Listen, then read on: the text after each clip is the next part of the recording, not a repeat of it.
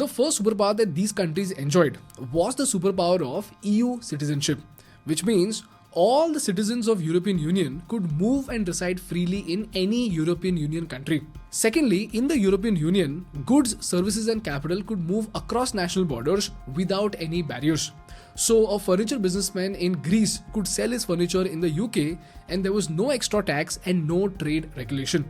And lastly, for the small countries, the European Union gave an unfair advantage of trade negotiation. For example, imagine if a small country like Hungary and a giant like India sit at the negotiation table. Now you tell me, who will have an upper hand in this negotiation? India has a population of 1.4 billion, while Hungary's population is only 10 million.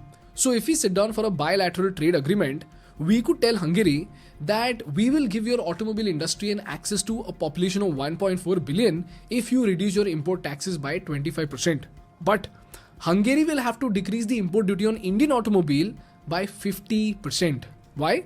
Because we are a bigger country and we can exploit a small country because we are giving them access to a much bigger market.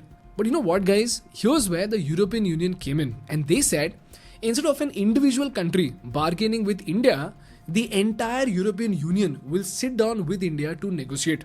So now, the European Union is sitting down as a single entity with a population of 447 million people. And this makes them so powerful that while India has a population of 1.4 billion people and a per capita income of $2,700, EU as an entity comes with a population of 450 million people and a per capita income of $52,000. So now do you realize when European Union as a giant entity sits at the negotiation table with India, the EU has a much better bargaining power against India, even though India has a population of 1.4 billion. So this is such a fantastic arrangement, isn't it? Every country gets better negotiation power, better citizen freedom, better relationship with European powers, and most importantly, you get market access to a much wider population as compared to your own country.